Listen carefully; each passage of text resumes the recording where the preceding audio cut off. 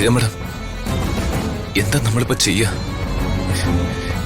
Surgery നടത്തിയിട്ടും കാര്യമില്ലെന്ന് doctor തീർത്ത് പറഞ്ഞ സ്ഥിതിക്ക് അവര് പറഞ്ഞ പോലെ നമുക്കൊരു ചാൻസ് എടുക്കുന്നില്ലേ നല്ലത്?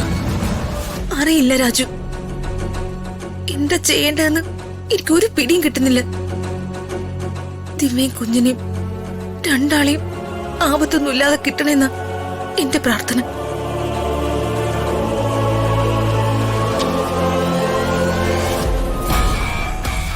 നിങ്ങളിങ്ങനെ ആലോചിച്ച് പരസ്പരം സംസാരിച്ച് സമയം കളയരുത്. വേഗം ഒരു തീരുമാനം പറയൂ. അല്ലെങ്കിൽ ഇത് ഞങ്ങളുടെ ഹോസ്പിറ്റലിന്റെ റെപ്യൂട്ടേഷനെ കൂടി ബാധിക്കുന്ന കാര്യമാണ്. ഡോക്ടർ പറഞ്ഞത് കേട്ടില്ലേ? നിങ്ങൾ വേഗം ഒരു തീരുമാനം പറയും. സിസ്റ്റർ, ഒരു മിനിറ്റ്. ഇതിപ്പോ ഒരു മിനിറ്റ് എന്ന് പറഞ്ഞിട്ട് സമയം കുറെ ആയി കേട്ടോ. എന്തെങ്കിലും അരുതാത്തത് സംഭവിച്ചു പോയിട്ട് പിന്നെ പറഞ്ഞിട്ട് ഒരു പ്രയോജനം ഉണ്ടാവില്ല. സിസ്റ്റർ, ഇത് രണ്ട് ജീവൻ സംബന്ധിച്ചുള്ള കാര്യ. ഞങ്ങൾക്കൊന്ന് ആലോചിക്കാനുള്ള സമയം എന്താ? അങ്ങനെ ആലോചിച്ച് സമയം കളയാനില്ലെന്നാ ഞങ്ങൾ പറഞ്ഞത്. രാജു, ഞാൻ പത്മാവതി ആന്റി ഒന്ന് വിളിച്ചു നോക്കാം. ആന്റി ഒരു ഐഡിയ.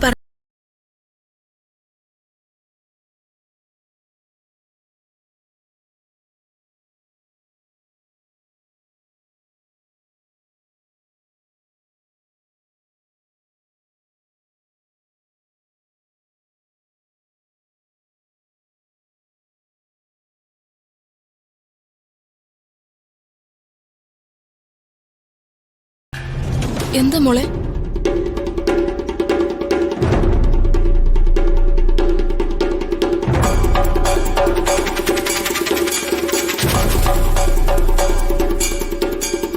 മോൾ ഡോക്ടർ കയ്യിൽ ഫോൺ കൊടുത്തേ. ഡോക്ടർ, ആരാ? ഡോക്ടർ ഒന്ന് സംസാരിക്കേ. ഹലോ. Hello doctor.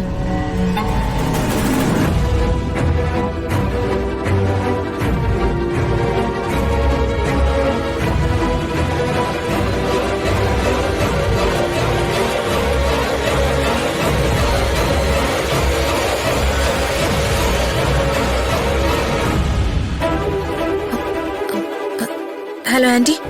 ആ ഡോക്ടറുടെ സംസാരം കേട്ടിട്ട് എനിക്കെന്തോ പന്തികേട് തോന്നുന്നു. പറയുന്നതൊന്നും തമ്മില് അങ്ങോട്ട് മാച്ച് ആവുന്നില്ല മോളെ. അതെ ആന്റി, എനിക്കും അങ്ങനെ തന്നെ തോന്നിയത്. മോളെ, കൂടുതലൊന്നും നീ ആലോചിക്കണ്ട. ദിവ്യ അവിടുന്ന് വേറെ ഹോസ്പിറ്റലിലേക്ക് മാറ്റിക്കോ. താമസിക്കരുത്. കഴിയുന്ന അത്രയും വേഗം അവിടുന്ന് മാറ്റിക്കോ.